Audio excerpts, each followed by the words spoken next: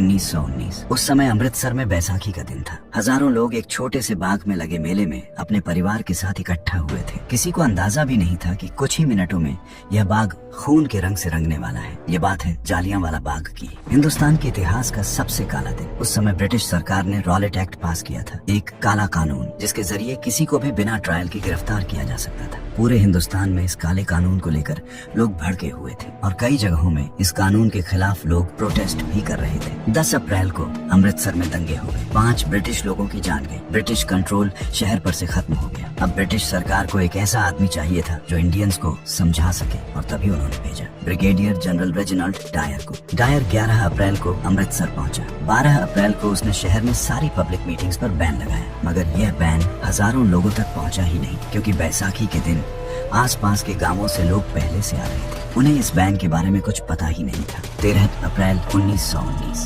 बैसाखी पंजाब का सबसे बड़ा त्योहार। अमृतसर के आसपास के हजारों गांवों से लोग शहर में आ रहे थे, गोल्डन टेम्पल देखने, मेले में जाने और त्योहार मनाने के लिए, जिनमें बच्चे, बूढ़े, औरतें, किसान सब शामिल थे। किसी को नहीं पता था कि डायर ने मीटिंग्स पर बैन लगाया है। कुछ लोग बैसाखी के डिवोटीज थे, कुछ नेशनलिस्ट प्रोटेस्टर्स जो रॉलेट एक्ट के खिलाफ थे। वो सारे लोग एक ही जगह आ रहे थे। जालियांवाला बाग लगभग 6 से 7 एकड़ में फैला हुआ एक मैदान, जहाँ चारों तरफ से ऊंची दीवारें और सिर्फ एक तंग दरवाजा अंदर या बाहर जाने के लिए। दोपहर तक 15,000 से 25,000 लोगों की भीड़ जमा हो गई। हर तरफ खुशियों का माहौल था। शाम के लगभग 5:15 बजे डायर 90 सोल्जर्स के साथ जालियांवाला बाग में दाखिल हुआ, जिसमें से 50 आर्म्ड राइफलमैन थे। उसने अपने आदमियों को उस एक तंग दरवाजे पर खड़ा कर दिया, जो बाहर निकलने का अकेला रास्ता था। जब भीड़ ने उन्हें देखा तो उन्हें कुछ समझ में नहीं आया कि यह क्या हो रहा है। डायर ने बिना किसी वार्निंग के सीधा फायर का हुक्म दे दिया।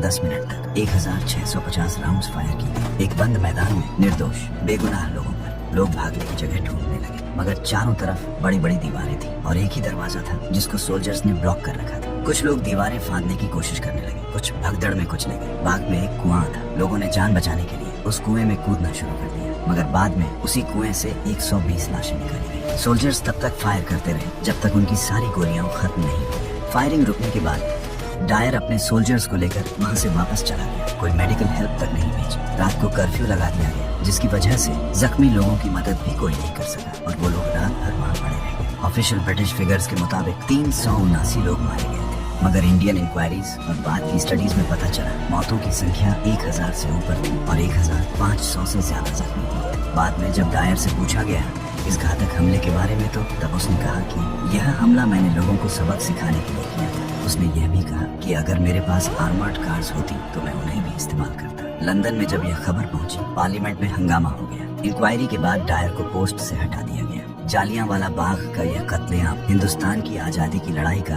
एक अहम मोड़ बन गया।